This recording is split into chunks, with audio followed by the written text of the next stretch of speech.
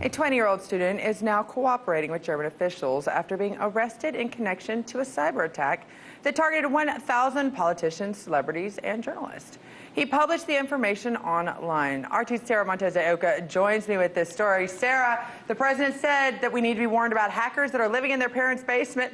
Here's a great example, except it was in Germany. That's right. Scottie, the 20-year-old student, confessed to one of Germany's biggest data breaches for leaking personal data and documents of German public figures, including Angela Merkel, and posting them on Twitter. According to a German official, his reason? He was annoyed by their views.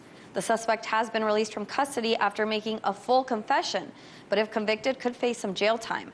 Suspicion quickly fell on Russian hackers, blamed for previous German data breaches, though denied by the Kremlin. After a thorough investigation, German Interior Minister concluded he acted alone. But this isn't the first time that the media was quick to blame Russia.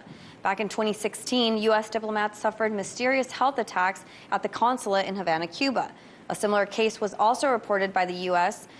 diplomats in China. It didn't take long for the establishment media to point the finger at Russia.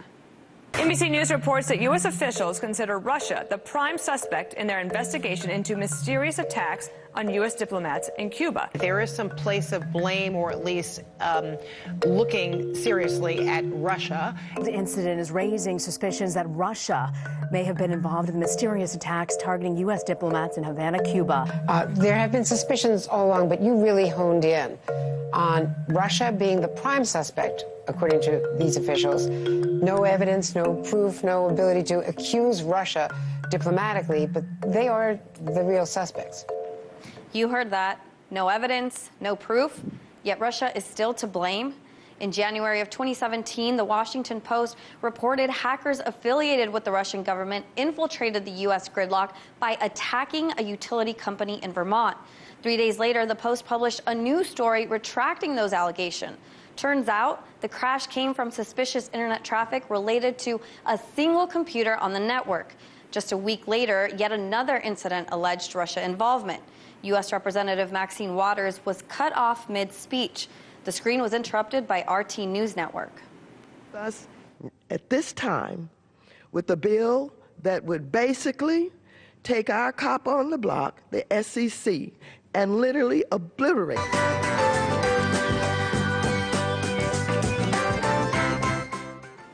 The Congresswoman was giving a speech about the importance of Securities and Exchange Commissions and mentioned Russia and President-elect Donald Trump several times.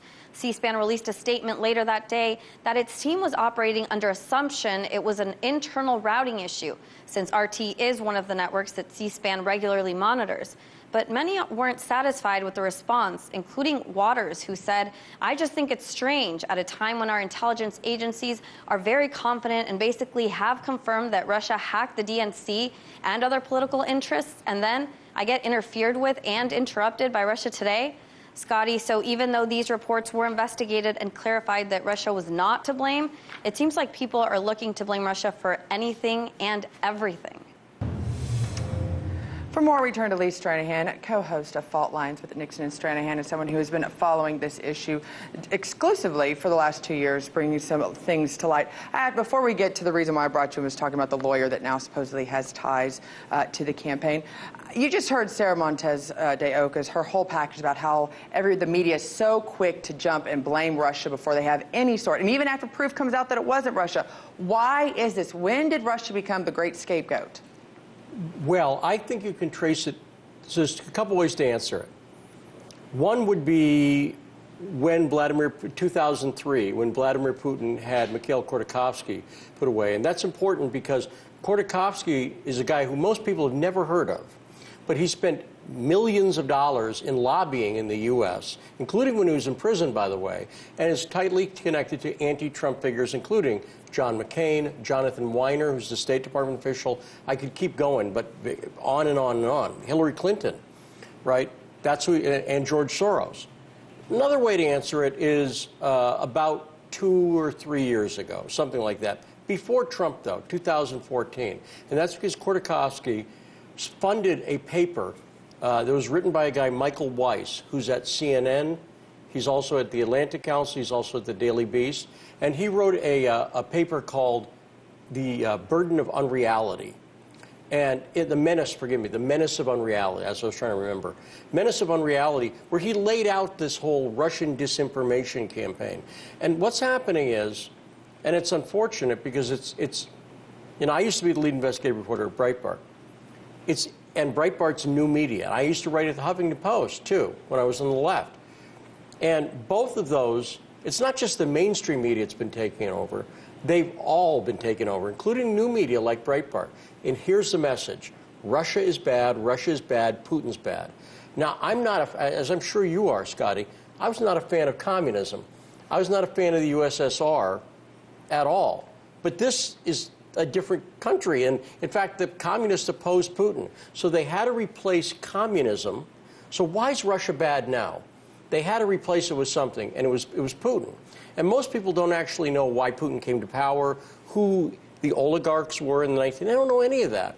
And so I didn't know any. So it's an easy answer. It's an easy thing to throw out and try to blame without actually. Yeah. Which it brings us to why I have you here today. And we only have, unfortunately, a few more minutes. Let's talk about Veselnitskaya, yeah. Okay, the lawyer that was just linked, saying that it was to the campaign. Why was she in the Trump Towers? Do you know why she was actually meeting with Jared Kushner and why she was meeting with Jared Kushner as well as? Absolutely, 100%. There's no debate about this, actually. But the media, again, left and right, try to drum it up. She was there to talk about the I've interviewed her. Mm-hmm. I interviewed her last April. She was there to talk about the Magnitsky Act and a guy named Bill Browder. And this is Bill Browder's back into the head. And this is a politically motivated indictment on my. I 100% know what's going on. This is a politically motivated indictment that's being played in the left media. See, both the left and right media go, see, this proves she has Kremlin connections. It doesn't prove anything of the kind. Does she have Kremlin connections? No. Okay. I mean, no.